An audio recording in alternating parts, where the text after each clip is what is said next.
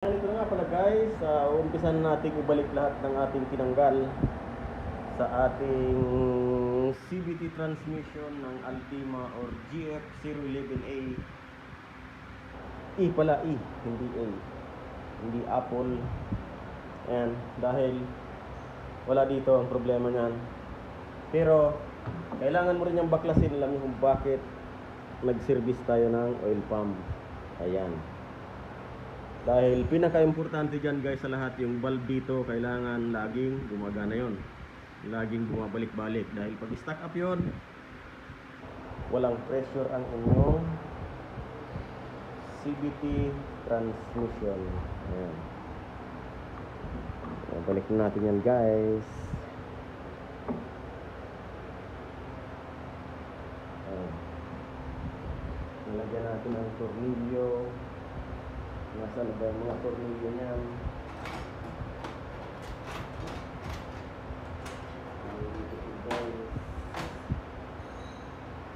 Yan guys, at meron din siyang tornilyo dito. Ayan dito sa ilalim. Ang tornilyo niyan, meron siyang o-ring para hindi mag-leak ang CVT transmission oil. Yan. Meron siya ditong tatlong allen rings na bolts.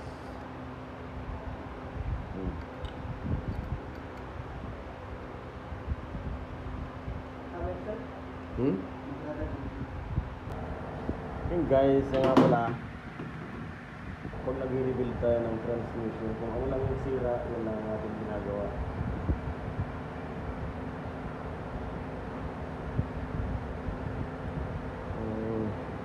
Kung ano lang yung sira, yun lang din ang ating pinapalitan.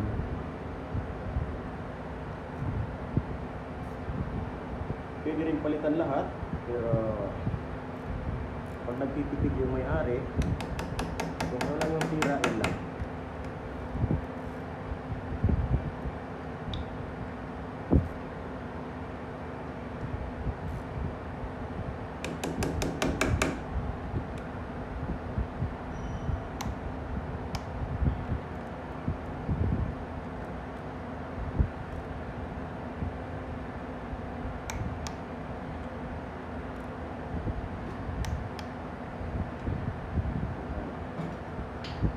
Dito. Ganyan, mga bolts guys, color. Yan, may makulit naman na customer guys, dumating, may motor daw siya. Sabi ko, bukas na yun. Busy ako ngayon.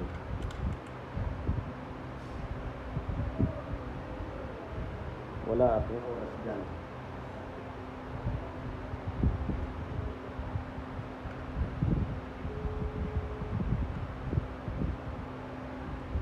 Ayan.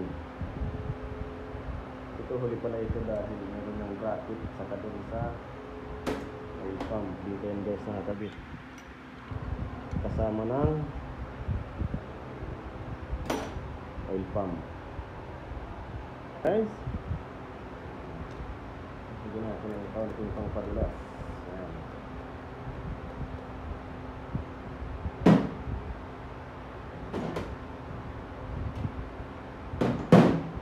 Maglalagay kayo guys ng bearing sa ganito, dito ay nakataob siya,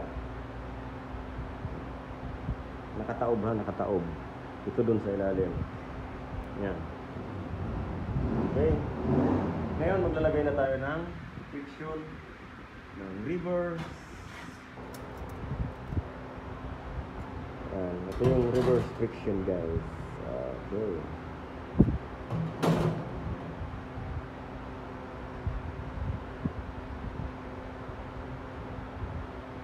Nakalimutan ko pa kung paano to.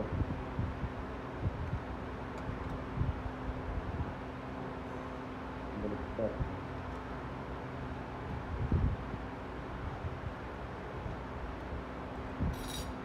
Ayan.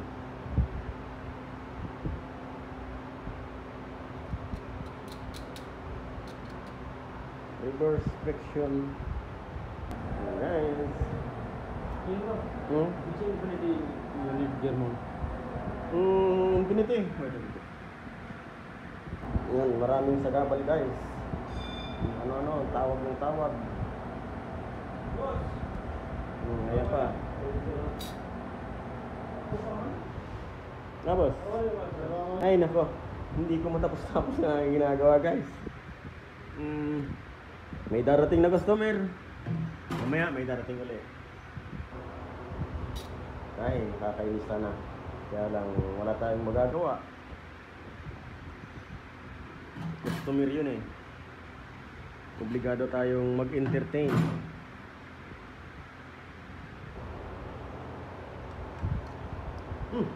Nakalimutan ko na naman. Ganito ba? Ganito nga siguro. Ayan. Ayan guys, ito yung reverse friction.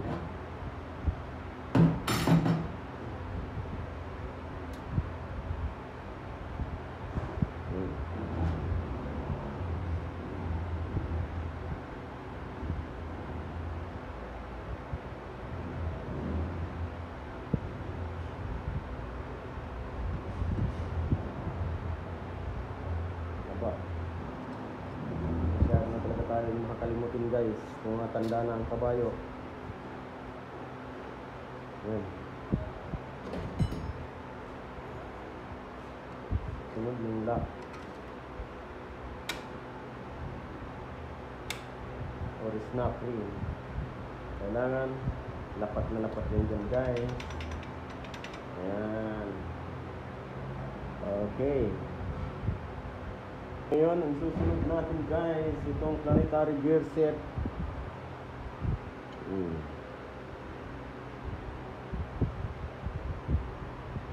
Bigyan muna natin ang counting pang padulas-dulas. Ayan. Baka sabihin nyo, oil yan. Hindi yan oil guys. Ano yan? CVT transmission oil.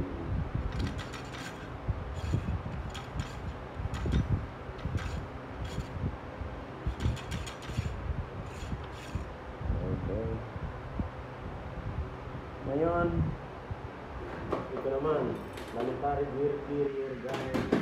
Aba, ito muna. Huwag yung kakalimutan ng pin na ito guys. Dito.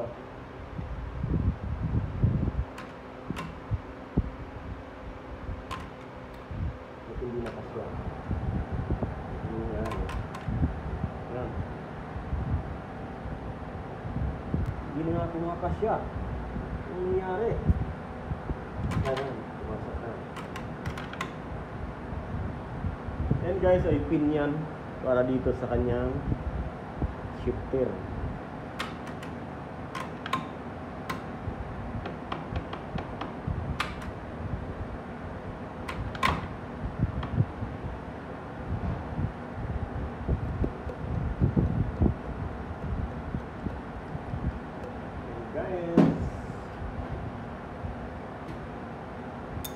Ito guys, kung maglalagay kayo, ganyan siya, ang forma. Nakataob din yan. Yan, ganyan. Tapos ito, dito nakatihaya. Ayan.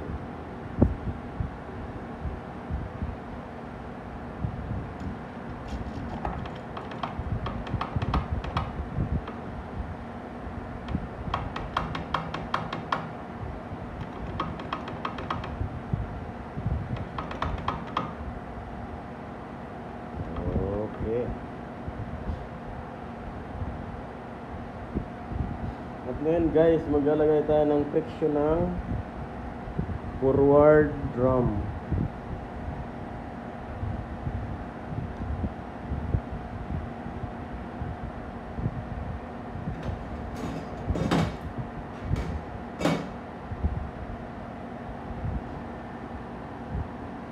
Ito yung pinakailalim guys.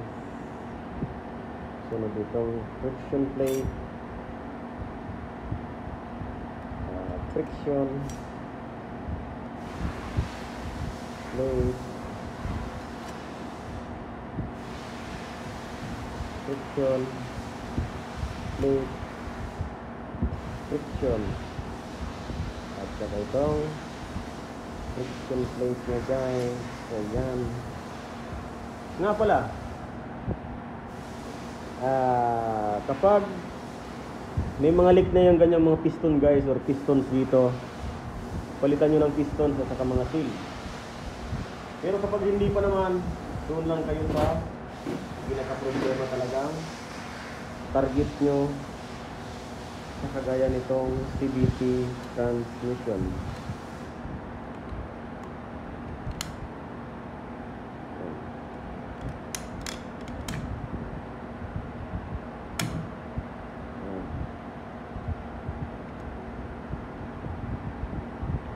Silipin yung maigi guys, kung lapat na lapat siya.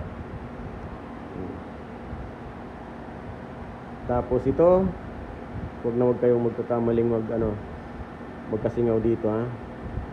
Dahil yan, kapag may singaw,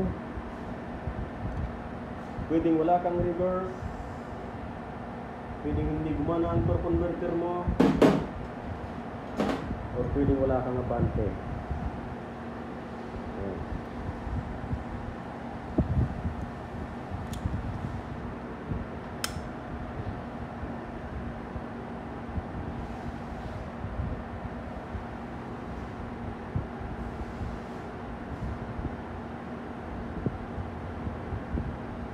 Ito guys, ayan.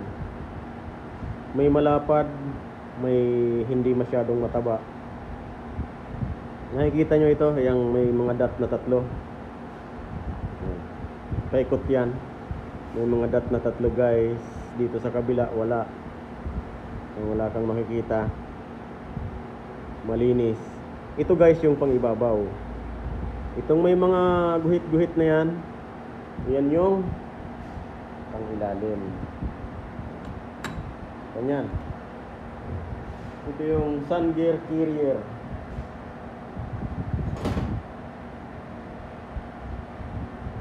Meron din siyang snap ring dyan para hindi matanggal.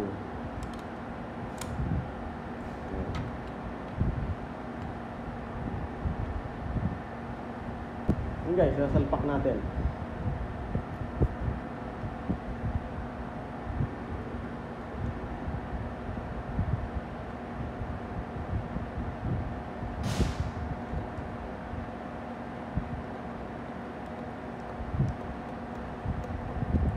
Kailangan madulas yan. Ayan.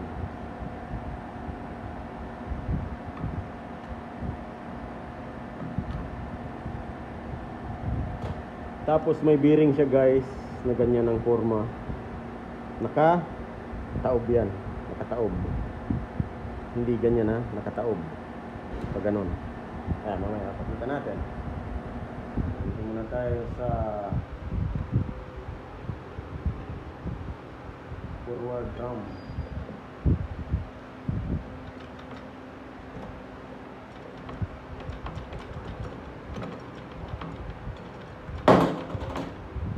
Yan.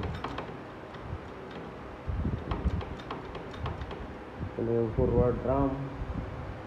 Tapos itong bearing na ito guys, ganyan. Katawag yan.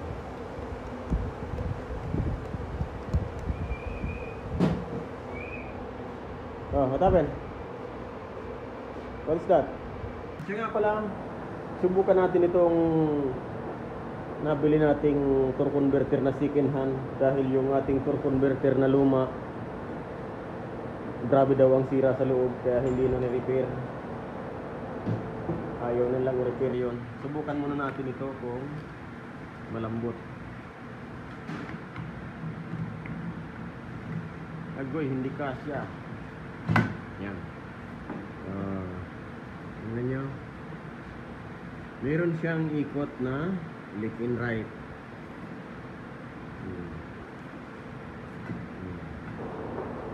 Yung luma natin, wala talagang stock up yun. Yan. Ngayon, ipabalik natin yan doon. Ngayon, ipinalik na uli natin. Dahil tinisting natin sa torque converter kung talagang malambot na siya guys.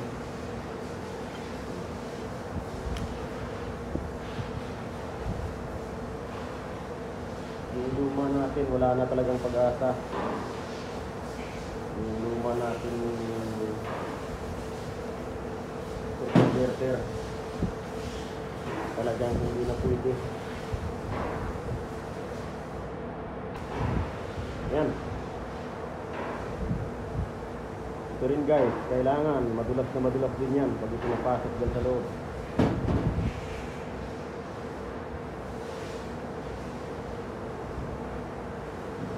Para maganda. Paano na ba ito? Ganito?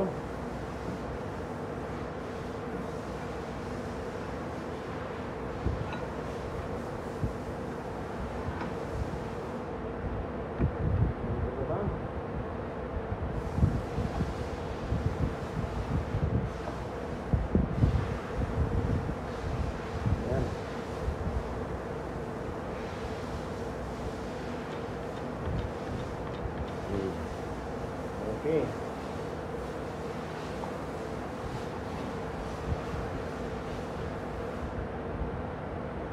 Ayan.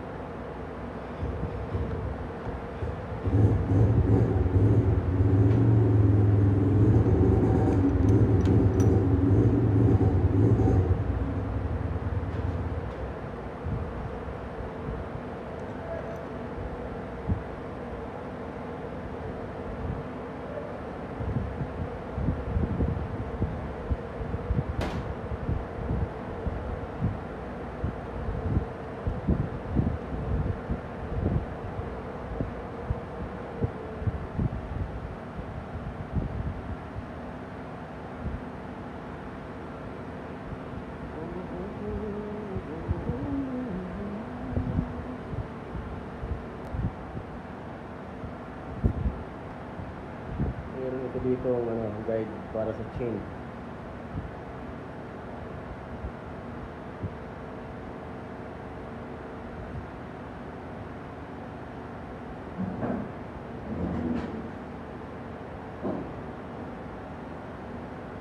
Dito ata,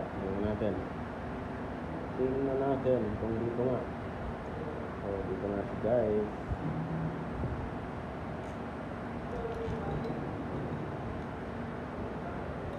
Para yan sa kadena.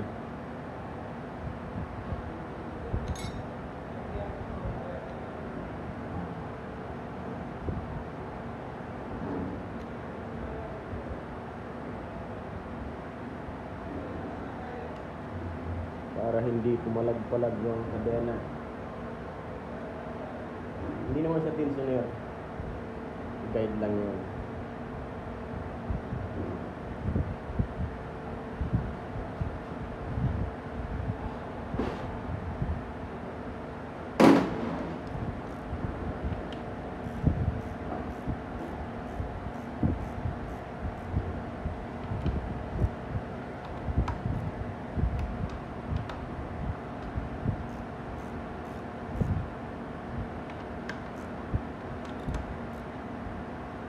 Natin malambot.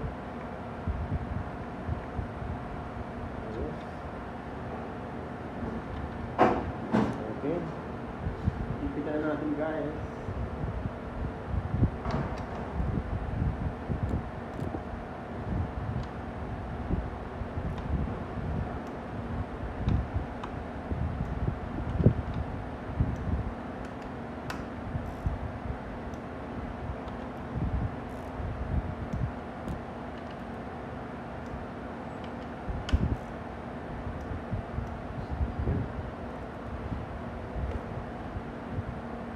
Tapos papalitan nyo ang torque converter seal, guys.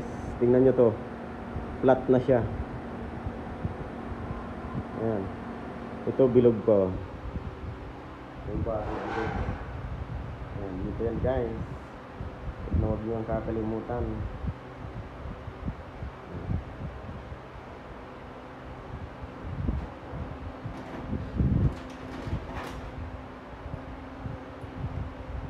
At ngayon, dito naman tayo sa kadena.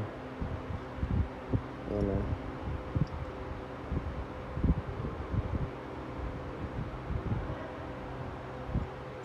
Yan, may mataba din at saka manipis yan.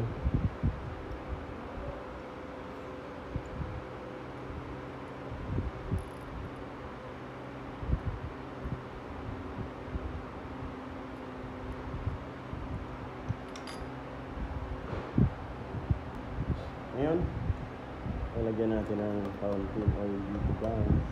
Ayan. Okay.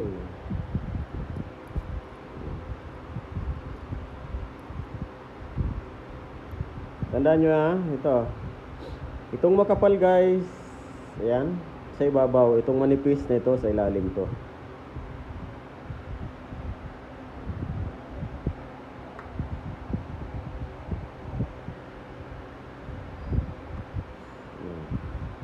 Ngayon, bubukay natin yon snap ring na lock na yan para lumapat siya. Baliktad yung ating snap ring na nakuha. Yan, tuloy na natin. Ayun, guys, may lock yan dyan. Okay.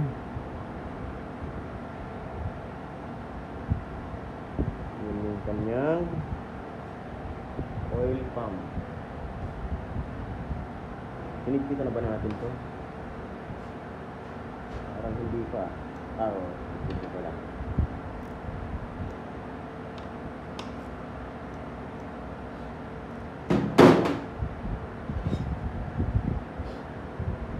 Ito naman, cover ito dito, guys. Ayan. Meron siyang number 10.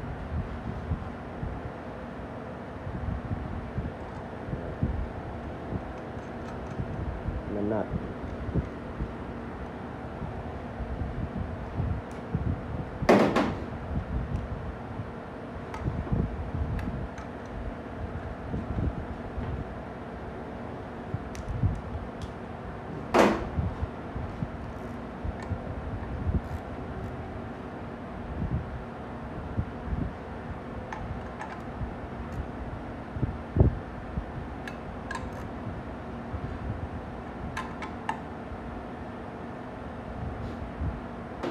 Itong mga butas-butas na yan, dyan yan pumapasok ang torque converter guide. Para pag ikot ng makina, iikot din ito.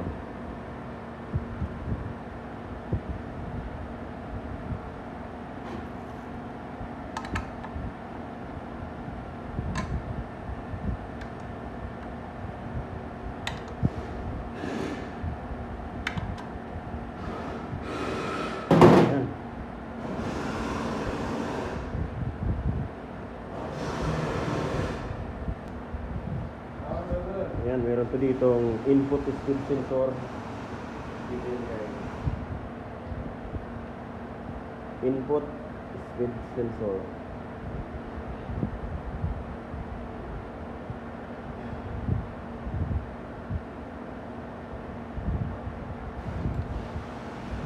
Binabasa niya ang ikot ng input drum.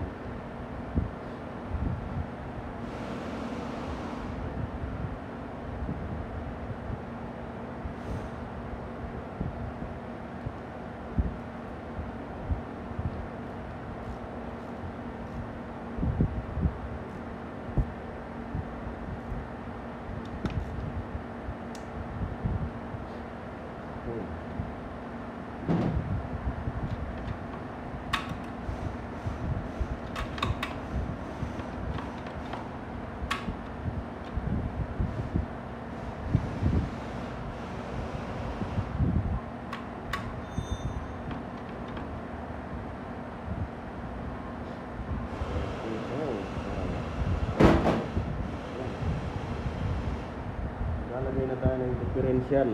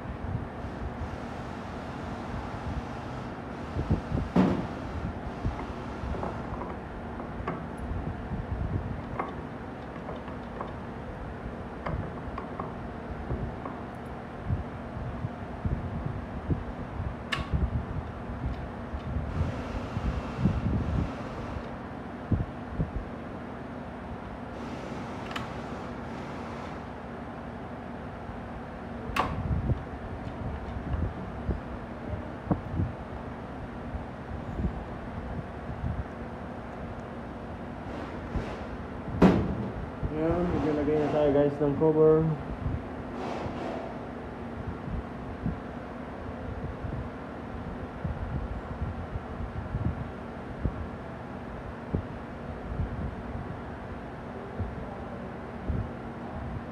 Guys, maglagay tayo ng silicone.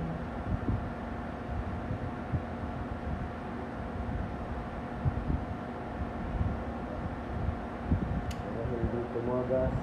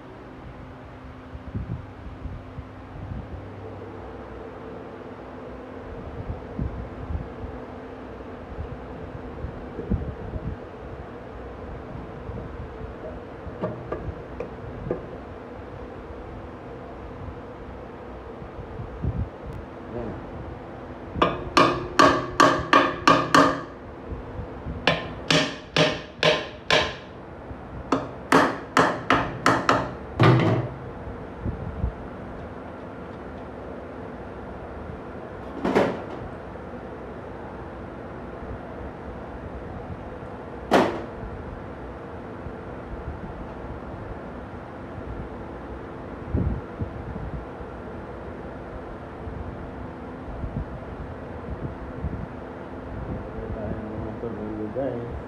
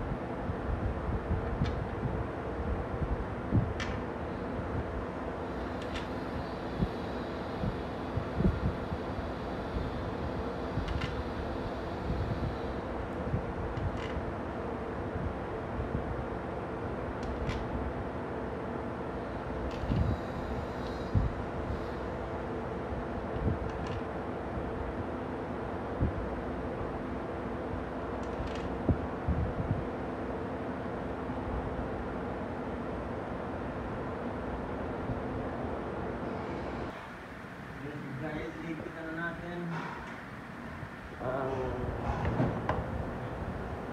housing ng CVT Transmatic na ito guys. Ayan.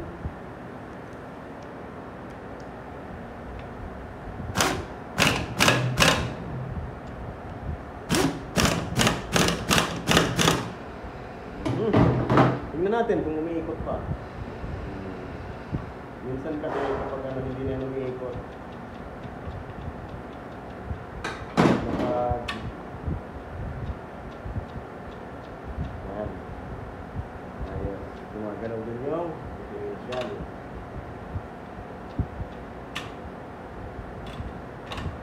Minsan kasi guys, hindi yan umiikot kapag nagkamali ng lagay ng bearing.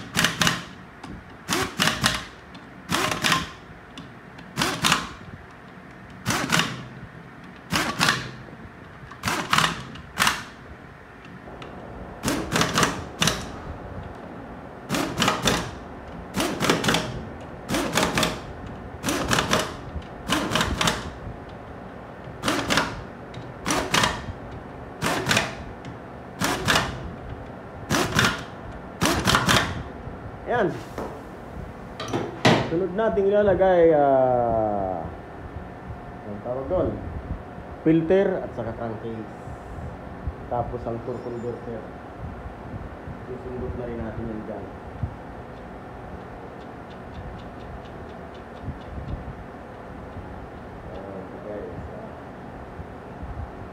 Ayan. Ayan, nalagay natin ang torque converter. Torque converter.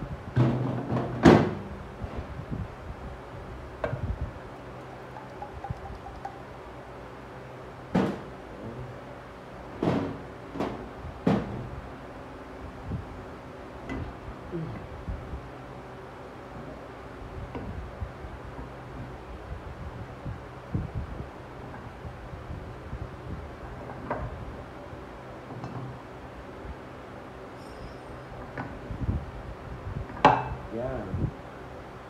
Lumalagaot yan guys. Ngayon, kahit baliktaran, umiikot siya.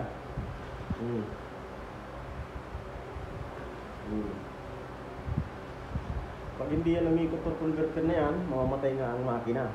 Kasi para na siyang nakadirekta. Or hindi na siya nag-clutch.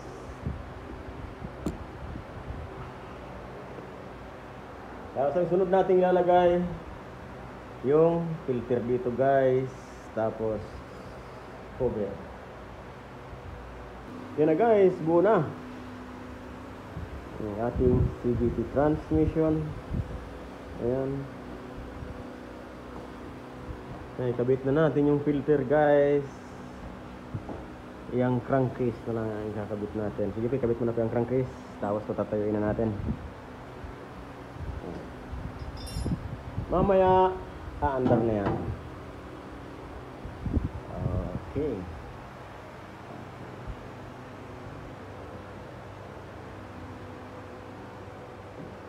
Papalit tayo ng thermostat dito guys, dahil yun yung sanhi ng pagkasunog ng torque converter. Nag-overheat ang torque converter nya. May thermostat yan dito. Sira na yun. Ayan, si Mr. Ariel Rosendo Bicolano. Ayan na. Nagre-repair tayo guys ng CVT. Pag nandito ang sira sa loob nito, ito lang ang ginagawa natin. Pag nandito naman sa variator, yan lang ding variator ang ginagawa natin. Ayan. Nakadepende rin sa damage niya ba talaga. Kapag kailangan na siyang i-rebuild lahat, papalitan na lahat ng mga seal. Pero kapag hindi pa naman, malakas pa naman yung kapit ng variator at saka wala pa naman siyang masyadong gas-gas, hindi tayo nagre-rebuild ng ganyan. Dahil sayang yung original na piyesa. Yan, napapalitan lang kasi ng replacement. Kaya hindi tayo gumalaw ng variator. Guys, ito na nga pala yung ating binuong CVT transmission or Nissan Altima na namamatay kapag nagsiship ka ng drive or reverse. Ayan, ito na yun.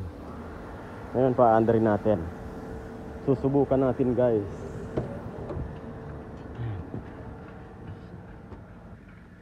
Start natin. Ayan, pinitinitin muna natin ng kaunti para umakyat ang oil. May check engine. Ano ba yan? Kailangan natin i-scan yan. Ba't nagka-check engine yan? Ayan guys, so Pe! Alisin mo nga muna yung kamay mo. Ha? Alisin mo nga muna yung kamay mo dyan sa gulong. Subukan natin guys. Ayan, reverse. Pumasok na ang reverse. Hindi na siya guys namamatay. Ayan ah. Ayan, umiikot na ang gulong. Kasi umangat na yung drive. Ayan, umiikot na ang gulong. Ayos na guys. Ulitin natin. Reverse. Ayan. Pumasok na siya. At hindi na siya namamatay. Drive. Ayan. Hindi na siya guys namamatay. Mamaya titestingin natin tong patakbuhin. I-scan muna natin tong chip engine. Hindi ko alam kung anong nakalimutan ko. Guys, ito na nga pala yung ating CVT na ginawa.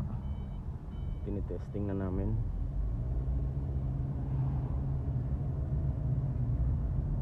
Ayan na siya. Nanakbo na.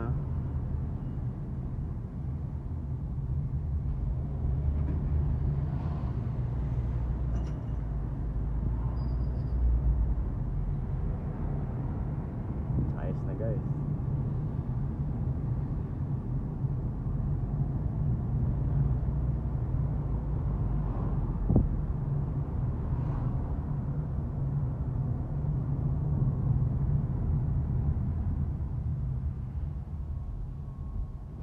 Tapos pagdating natin doon sa garage, pagbalik natin mamaya, titestingin natin ng maayos, i-scan natin ng maayos, i-reset natin lahat ng problema para pag kinuha ng customer, okay na siya, wala na siyang problema. Ayan na.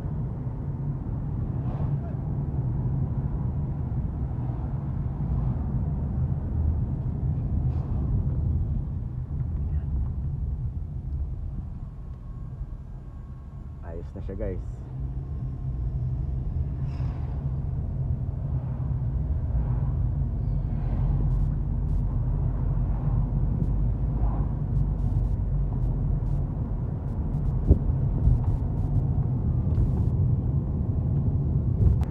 Guys, medyo malayo-layo na ang ating napuntahan.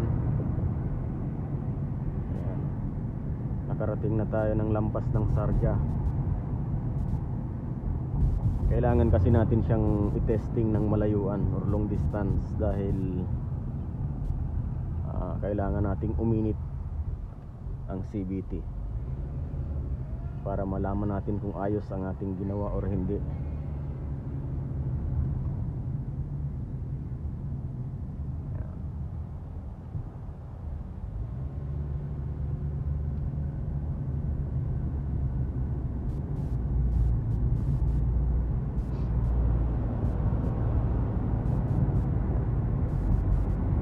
Mamaya ibibigay na natin to sa may-ari.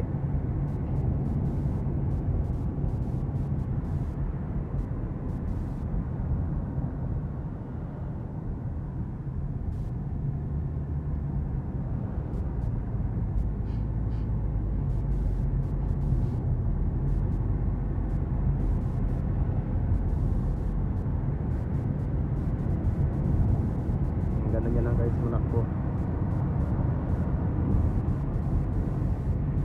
Ready na.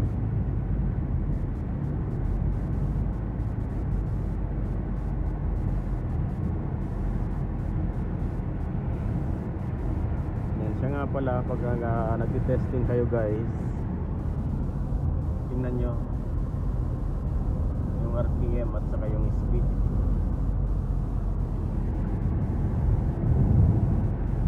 Kapag mataas yung RPM tapos yung speed hindi, yan, may diferensya ang transmission niya or CVT. Ayan. Pasensya na, hindi kasi tayo dito pwede magpabilis dahil may mga camera dito delikado tayo dito baka magka-fine tayo.